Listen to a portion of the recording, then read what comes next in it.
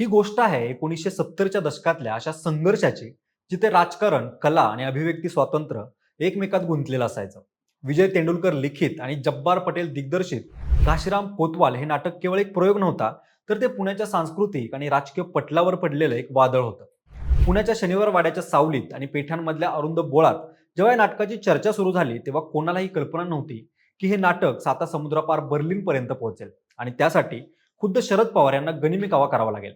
या नाटकानं जितकी प्रसिद्धी मिळवली, तितकाच संताप आणि विरोधही सोसला. या नाटकाच्या विरोधाची मुळं पुण्याच्या ब्राह्मण समाजाच्या भावनांशी आणि ऐतिहासिक अस्मितेशी जोडलेली होती.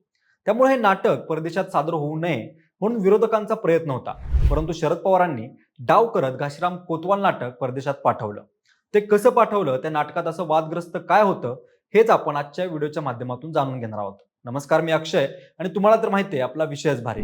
विजय तेंडुलकर लिखित आणि जब्बार पटेल दिग्दर्शित घाशीराम कोतवाल हे केवळ एक नाटक नसून भारतीय रंगभूमीवरील एक अवकाश होतं. 1980 साली हे नाटक रंगभूमीवर आलं.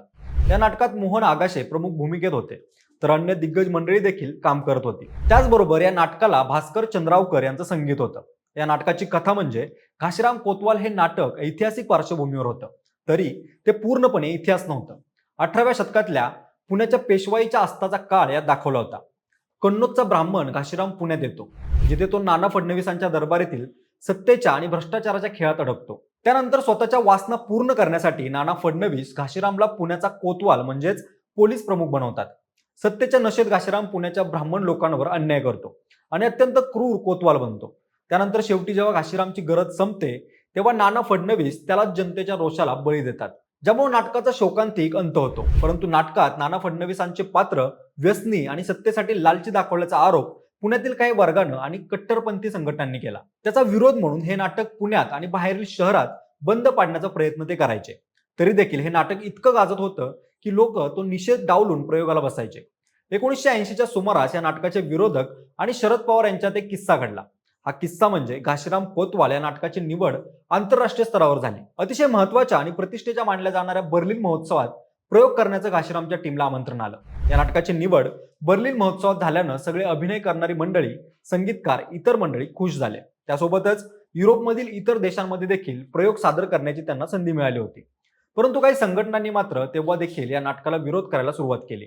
घाशीराम कोतवाल हे नाटक आम्ही कुठल्याही प्रकारे परदेशात जाऊ देणार नाही आणि त्यासोबतच या देशाच्या संस्कृतीची बदनामी आम्ही होऊ देणार नाही, अशी आक्रमक भूमिका या संघटनांनी घेतली. त्यामुळं घाशीराम कोतवाल हे नाटक रंगभूमीवर सादर होण्यासाठी अनेक अडथळे निर्माण होऊ लागले. या विरोध करणाऱ्या संघटनांमध्ये हिंदू महासभासारख्या मंडळींची भूमिका तेव्हाच्या वृत्तपत्रांमध्ये झळकू लागली होती. त्यानंतर बर्लिनच्या प्रयोगाची तारीख जशी जवळ येऊ लागली, तशी कलाकारांच्या मनातली भीती आणखी वाढू लागली. त्याचं कारण म्हणजे हे सगळे कलाकार पुण्याहून मुंबईला जाणार होते आणि तिथून पुढं विमानानं बर्लिनला रवाना होणार होते.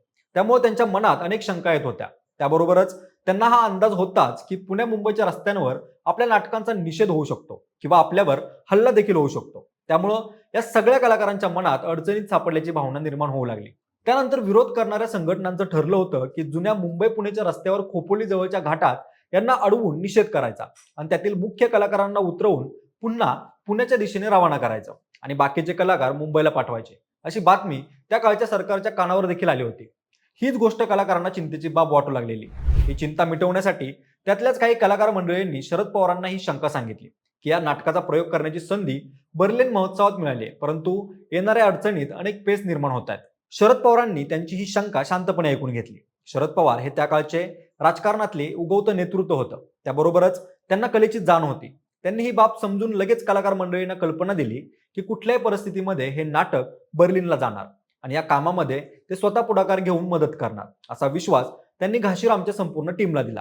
शरद पवारांनी यामध्ये गनिमी कावा असा केला की प्रयोगाचे दिवस जवळ येऊ लागलेले. पवारांनी नियोजित प्लॅनची कल्पना संपूर्ण टीमला अगोदरच दिली होती. ठरलेल्या दिवशी प्रमुख कलाकार हे फक्त पुण्यात थांबतील आणि बाकीचे टेक्निकल मंडळी गाडीनं मुंबईला रवाना होतील, अशी सूचना त्यांनी दिली. ठरलेल्या प्लॅनप्रमाणे सगळी मंडळी मुंबईला रवाना झाले. त्यानंतर प्रमुख कलाकारांना घेऊन शरद पवारांची दुसरी टीम ही पुणे विमानतळावर घेऊन आली. कलाकारांसाठी विशेष विमानांची व्यवस्था शरद पवारांनी त्यांच्या उद्योगपती मित्रांच्या मदतीने केली होती आणि त्या कलाकारांना विमानानं मुंबईला घेऊन आले. अशा प्रकारे या नाटकाचा ग्रुप मुंबईत निषेध करणाऱ्या संघटनांना कात्रजचा घाट दाखवून पोहोचला. त्यानंतर ही संपूर्ण टीम बर्लिनला गेली. बर्लिन सोबतच या टीमने संपूर्ण युरोप दौरा करून 25 प्रयोग सादर केले. अशा प्रकारे आंतरराष्ट्रीय प्रेक्षकांसमोर घाशीराम कोतवाल हे नाटक सादर झालं तेव्हा तिथल्या प्रेक्षकांनी उभं राहून टाळ्या वाजवल्या. तिथल्या लोकांना नाना फडणवीस किंवा घाशीराम कोण होता यापेक्षा सत्तेचं राजकारण आणि मानवी प्रवृत्तीचं दर्शन देणारी ही कलाकृती अधिक भावली. ज्या नाटकाला पुण्यात दगड मारली गेली त्याच नाटकानं जागतिक स्तरावर मराठी नाटकाची मान उंचावली. परदेशातून मिळालेल्या या प्रचंड यशानं नाटकसृष्टीमध्ये देखील या नाटकाची चर्चा होऊ लागली. हे नाटक युरोप दौरा करून जेव्हा परत आलं तेव्हा ते विजेते म्हणून परतलं होतं. शरद पवारांनी घेतलेली ती ठाम पण पडद्यामागची भूमिका आजही महाराष्ट्राच्या सांस्कृतिक इतिहासात चर्चेचा विषय ठरते. बाकी मंडळी, तुम्ही घाशीराम कोतवाल हे नाटक बघितलंय का? शरद पवारांच्या या गनिमी काव्याबद्दल काय वाटतंय हे आम्हाला कमेंटच्या माध्यमातून जरूर कळवा. सोबतच आपल्या विशेष भारीच्या YouTube चॅनलला सबस्क्राईब करायला विसरू नका. धन्यवाद.